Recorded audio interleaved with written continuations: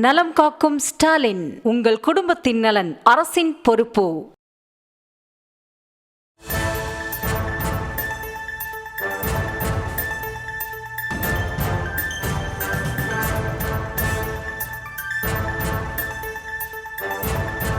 பார்த்து வருகிறோம். திருத்தணி அருகே தொண்டையில் மாத்திரை சிக்கி 4 வயது குழந்தை பலியாகியிருப்பது சோகத்தை ஏற்படுத்தியிருக்கிறது.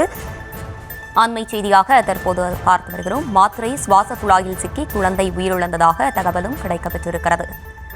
மூச்சு திணறல் ஏற்பட்ட குழந்தையை மருத்துவமனைக்கு அழைத்து சென்ற வழியில் உயிரிழந்திருப்பதாக தகவலும் கிடைக்கப்பெற்றிருக்கிறது.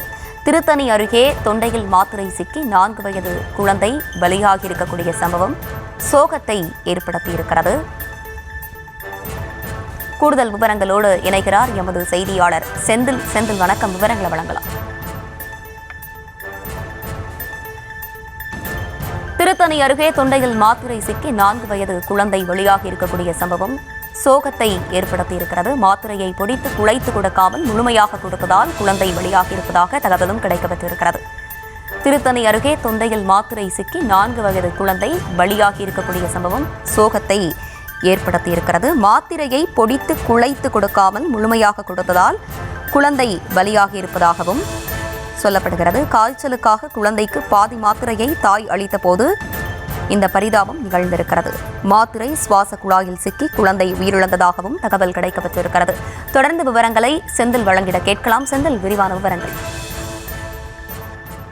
வணக்கம். திருவள்ளூர் மாவட்டம் திருத்தணி அருகே புஜிரெட்டிப்பிள்ளை கிராமத்தைச் சேர்ந்தவர் வேலூர் என்பவரின் 4 வயது குழந்தை ஜோகித் தனியார் பள்ளியில் எல்கேஜி படித்து வந்தார். நேற்று ஜோகித் காய்ச்சல் இருந்ததால் திருத்தணி அரசு மருத்துவமனைக்கு ஜோகித்தின் பெற்றோர் குழந்தையை அழைத்து வந்து சிகிச்சை பெற்று மருத்துவர்கள் வழங்கிய மாத்திரைகளை வாங்கிக் கொண்டு வீட்டிற்கு சென்றுள்ளனர். இரவு குழந்தையின் தாய் சசிகலா பாதி மாத்திரையை கொடுத்துள்ளார். மாத்திரையை தொண்டை குழாயின் உணவு குழாயில் வழியாக செல்லாமல் சுவாச குழாயில் சிக்கிக் கொண்டு மூச்சு திணறல் ஏற்பட்டுள்ளது.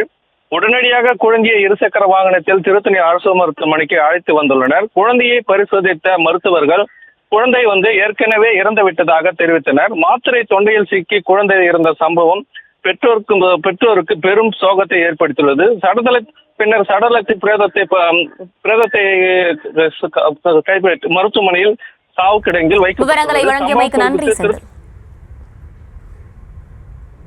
நலம் காக்கும் ஸ்டாலின், உங்கள் குடும்பத்தின் நலன் அரசின் பொறுப்பு.